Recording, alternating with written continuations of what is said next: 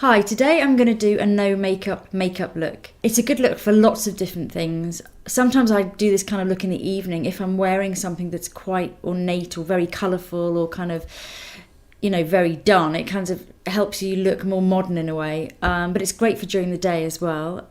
It's great for loads of occasions. I'm going to pick up my son from a school trip today and I don't want to turn up at the school with makeup on. So yeah, it's good for lots of things. Now, how you do it is completely dependent on your skin tone. There's no one look, no makeup look for every single person. So I'm going to talk you through some options. Okay, to start with, I'm going to use, instead of moisturiser, I'm going to use an oil-free makeup block, which is Peter Thomas Roth, and this is this ultra light factor 30, because I don't want to have too many products on my skin, and my skin sort of makes its own moisture really, especially this time of year. I'd also do the backs of my hands and my chest with this and neck. So that's my combined primer, moisturiser and sunblock on. Next I'm going to use something that's just going to enhance my skin, so give it kind of a very dewy, real look. There's kind of a lot of products on the market at the moment that aren't really highlighters and they're not moisturisers, they're kind of in between. Something like Eclat Miracle by Lancome is good because it's sort of like a primer, but it's got some shimmer in, but very, very, very low level. Another thing you could use is just your regular highlighter. So whether you've got the Becca Shimmery Skin or whether you've got the Benefit one or whatever, just put a dot of that and mix it in with your moisturiser, because that's exactly the same thing. And I'm just going to put this onto my cheeks. Just rub it in. It's just going to catch the light, but in a really subtle, no makeup way. So when I'm in daylight and in the sun, it's not going to start twinkling and sparkling and looking all fake. Because I've got oily skin, I'm not going to put it any more than here and here. If you're very dry skinned, you could put a dot with your moisturiser and put it all over just to give your skin a little bit of life. But as I say, go very, very easy on the sparkles and the shimmer, because it is meant to be no makeup. It's all about cheating, really, no makeup. It's a sort of, how can we deceive the eye into thinking there's absolutely no makeup on, and it can be done. So whatever you do next depends on how good your skin is. If your skin is great, then skip foundation. I'm going to use a tiny bit of foundation. I'm going to use some Healthy Mix by Bourjois, but I'm not going to use it everywhere. I'm just going to put a little dot around my mouth here. Let's see where else. Just wherever I'm got a bit of pigmentation, and then just blend that in. I like this foundation because you can't see it. I've looked at it through a magnifying mirror. I've got a massive times 20 or something magnifying mirror that I always check foundations in. And this one you can't see it sitting on the skin. Okay, so next I'm going to use a light reflective pen. I'm going to use the Fusion Beauty one, which I like because it's almost like a cross between a concealer and a light reflective pen. Some of them are very, very thin and very, very light reflective and can go a little bit ashy. This one, like the Clinique one that I like, has got a little bit more meat to it. So it does more, it works harder. This one's light, but they have other colours. And I'm going to use this everywhere I think I just need a bit of lightening up. So this is great if you have any pigmentation or just to make your skin look fresher. So for me, I'm going to use it all around here, into the corner of my nose, a little bit on my chin. And then I'm going to blend that with fingers as well. You can use a brush if you want, but you can see it's just giving a little bit more coverage, but also it's just lightening up my dark areas, my areas that are a little bit red. But because it's so thin, it's not going to be sitting on the skin and looking like makeup. Next I'm going to use it under my eyes for the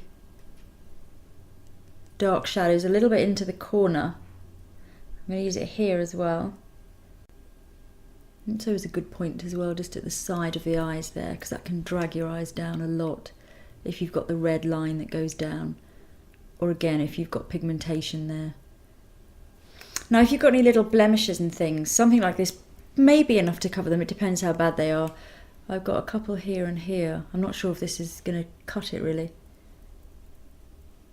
It's softening them down, but I probably would, depends what it was for. If I was doing it really perfectly because I was going out in the evening, I would go in with something with a bit more coverage. So something like Cover FX in light. Yeah, this is the light one. I don't know if any of you guys have used these, but they're really funny because they look so dark, and then even the light one looks incredibly dark. But when you blend it onto the skin, it lightens up. I almost didn't believe them when they told me when I was buying it, and they were recommending the light one, and I was thinking, okay, that's bright orange, but it does work. If you really blend it in, it just lightens up. So something like this, I would just use on anything that can't be covered by the other pen.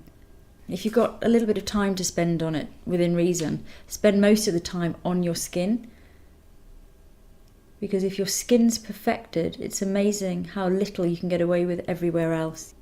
So that's all the little bits and pieces concealed. And really, touch of powder, you could stop there. Just curl your eyelashes and put a little bit of tinted lip balm on, and that will be a nice no makeup makeup.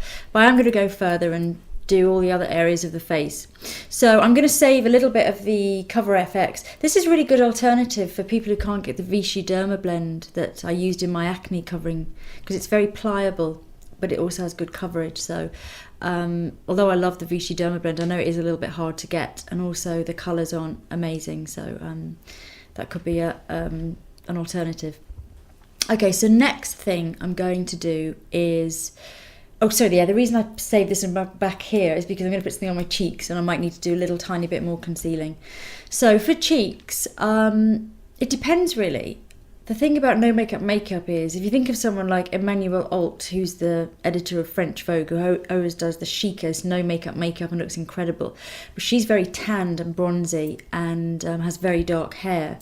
So for her, a no makeup makeup look is more of a bronzy bit of bronzer and a tiny bit of black eyeliner and lip balm, and she looks great. But depending on your colouring, it depends what colour you're going to use to look like that. So for me, it wouldn't necessarily be bronzer, and it would be sort of lightish tones. But the darker your skin is, you have to really consider you have to sort of work with the natural colour of your skin tone when you're doing no makeup makeup.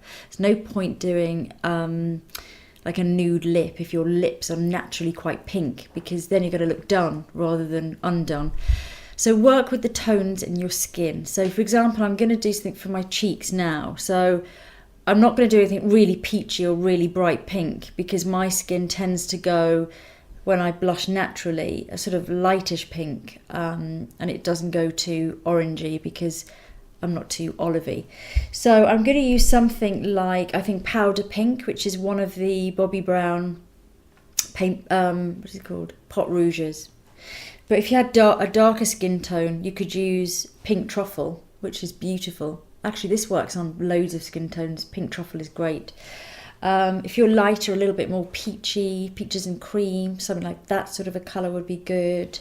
So yeah, think about the natural colour in your skin anyway. You could just use your whatever lipstick you use when you want to look really natural, just use that. So whatever you use to make your lips look like their own lips but slightly more enhanced, just use that on your cheeks. Works just as well. So I'm going to use Powder Pink because it's not too pink, it's not too brown, it's not too orangey, and it's going to work with my skin, which is pale, has a little bit of a yellow undertone and has a bit of pink. So I'm going to pop a bit onto my cheeks. Just pat on first, and then I'm just going to blend that in.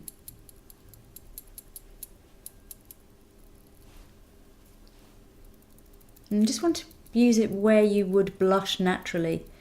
So if you imagine you've been for a walk, where your skin naturally goes pink. If you have a lot of red naturally in your skin, what I would suggest doing is just taking it away where you don't like it. So if you've got naturally red cheeks but they go down here, use the concealer just to take this away and leave your natural the redness in your cheeks, because that looks really beautiful. I'm also going to use this on my lips.